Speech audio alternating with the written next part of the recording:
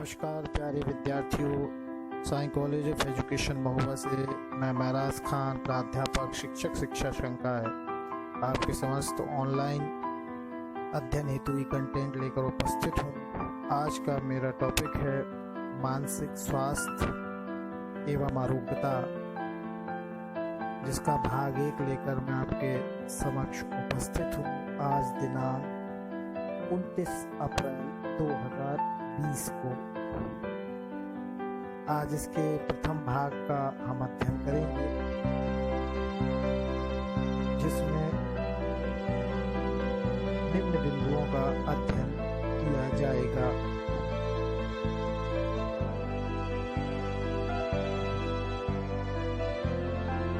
आज के बिंदु हैं मानसिक स्वास्थ्य एवं आरोग्यता का अर्थ, उसके परिभाषाएं और उसकी विशेषताएं। तो आइए समझते हैं मानसिक स्वास्थ्य का अर्थ एवं परिभाषा। मानसिक स्वास्थ्य का अर्थ अगर साधारण शब्दों में समझा जाए तो मन के स्वास्थ्य से है।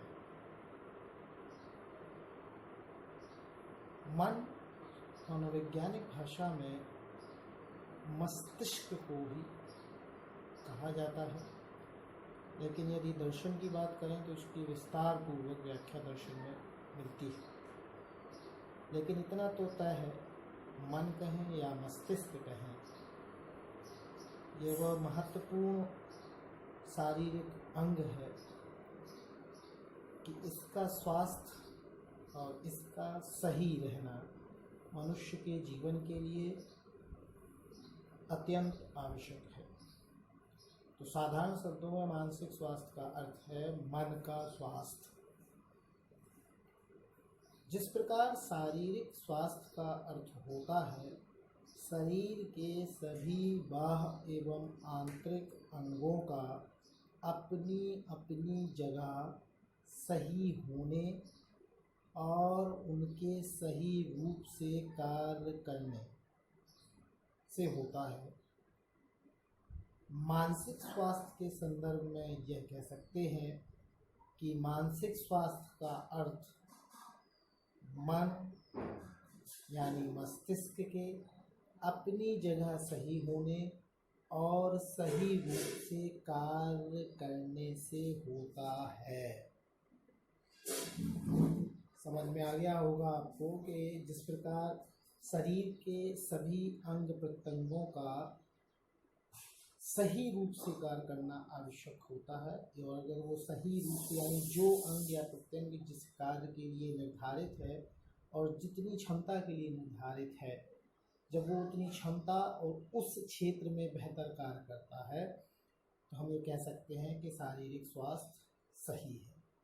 इसी प्रकार मानसिक स्वास्थ्य यानी जो मानसिक शक्तियाँ हैं, चाहे कल्पना हो, चाहे बुद्धि हो, चाहे विचारण हो, चाहे समस्या समाधान हो, चाहे जिस पक्ष में आप बात करें, तर्क हो, जब वो अपनी पूर्ण क्षमता के साथ जब जब आवश्यकता हो उस प्रकार से सही क्षेत्र में आवश्यकता अनुसार कार्य करते हैं, तो हम ये कह सकते हैं कि मनुष्य मस्तिष्क से भी स्वस्थ है।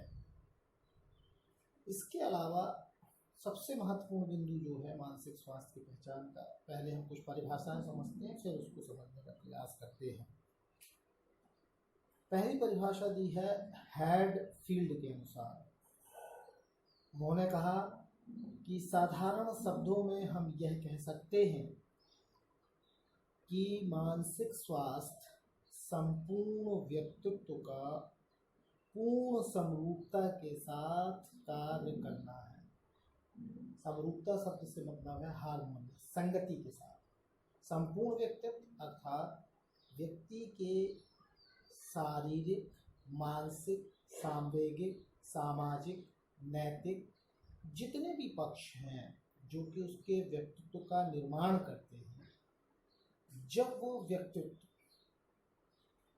यानी मन, विचार और कर्म या व्यक्तित्व के वो सारे पक्ष संगति के साथ, यानी मन जो सोचता है वही आपके शब्दों के द्वारा मुख पर आए और कर्म के द्वारा वही प्रदर्शित हो, तो ये व्यवस्था कहलाती है संगति। दूसरी परिभाषा है लैडेल के अनुसार।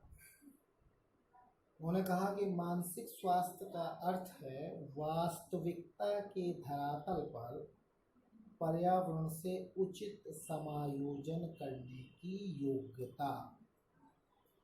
यहाँ देखिए लैडेल ने बहुत अच्छी बात कही, वास्तविकता के धरातल पर, यानी हम उन लोगों को भी मानसिक स्वास्थ्य की श्रेणी में या मानसिक रूप से स्वस्थ की श्रेणी में नहीं रख सकते जो कि अपनी भावनाओं, इच्छाओं, महत्वाकांक्षाओं आदि में बहकर वास्तविकता को भूल जाते हैं और काल्पनिकता में अपना जीवन यापन करने लगते हैं।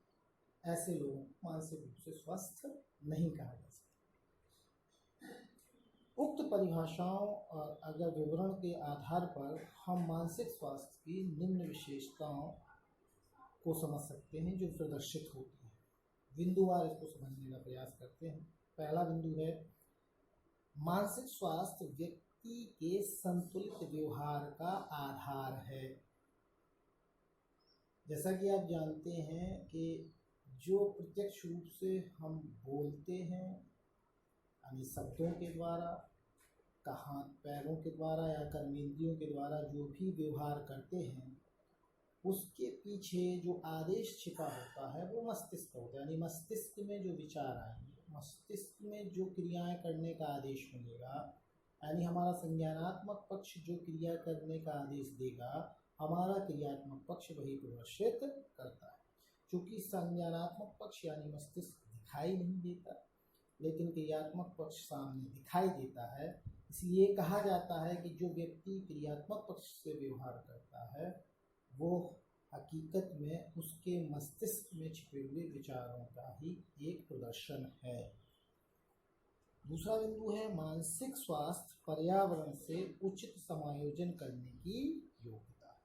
यानी मानसिक स्वास्थ्य जो व्यक्ति अपने पर्यावरण के साथ उचित समायोजन कर ले, समय अनुसार समायोजन कर ले, परिस्थिति अनुसार समायोजन कर ले, उस व्यक्ति को मानसिक रूप से स्वस्थ कहा जाता है और मानसिक स्वास्थ्य इसका उत्तरदायी होता है।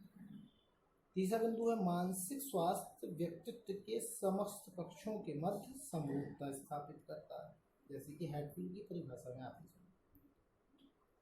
चौथा है मानसिक स्वास्थ्य व्यक्ति में भावनाओं, इच्छाओं, महत्वाकांक्षाओं और आदर्शों में संतुलन बनाए रखने की योग्यता है।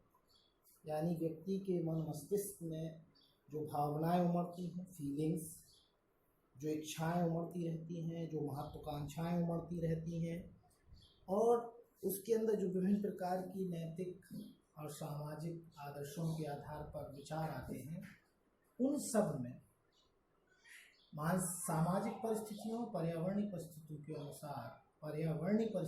अनुसार और सामाजिक परिस्थितियों के अनुसार संतुलन बनाए रखने की योग्यता होती है। और पांचवा सबसे महत्वपूर्ण बिंदु, जैसे कि अरस्तू ने कहा था कि स्वस्थ शरीर में स्वस्थ मस्तिष्क का वास होता है, उसी बिंदु पर ये देखें कि मनुष्य के मानसिक स्वास्थ्य एवं शारीरिक स्वास्थ्य में धनात्मक सहसंबंध होता है।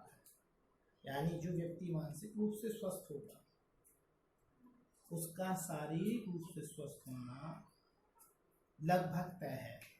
किसी विशेष या अपवाद की परिस्थिति में इसको नहीं कह सकते, लेकिन जो मानसिक रूप से स्वस्थ होगा वो शारीरिक रूप से भी स्वस्थ होगा, अर्थात इनके मध्य धनात्मक सहसंबंध होता है।